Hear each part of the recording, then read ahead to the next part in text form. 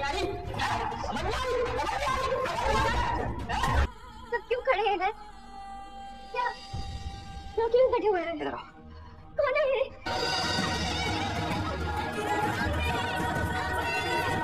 दोस्तों, कैसी तेरी खुदगर्जी ड्रामे के आने वाले एपिसोड में आप लोग देखने जा रहे हैं, जिसमें आखिरकार बाबा साहब बहुत पछताते हैं कि मुझसे ये क्या हो गया, मेरी गलतियों की सजा महविश को मिल गई। दोस्तों, महविश तो चली जाती है, लेकिन पीछे बाबा साहब बहुत शर्मिंदा होते हैं और अपने आप को कोस रहे होंगे कि मुझसे बहुत बड़ी गलती हो गई। काश मैं महविश की बात सुन लेता और शमशेर को घर से बाहर ना निकालता तो आज महविश मेरे पास होती। लेकिन दोस्तों, बाबा साहब को सजा मिलनी थी और वो सजा मिल गई। वहीं दोस्तों, बाबा साहब फैसला करते हैं कि मुझे अब शमशेर से माफी मांगनी होगी। मस्जिद में नुकसान नहीं चाहता। दोस्तों, वो शमशेर को कॉल करता है और कहता है तुम कहाँ हो। दोस्तों, शमशेर तो बाबा साहब से पहले बात ही नहीं करता, लेकिन बाबा साहब बिल्कुल ही दुखी अंदाज से बात करते हैं तो शमशेर भी गमज़दा हो जाता है और कहता है बाबा साहब अपने आप को संभालें, आपको क्या हो रहा है।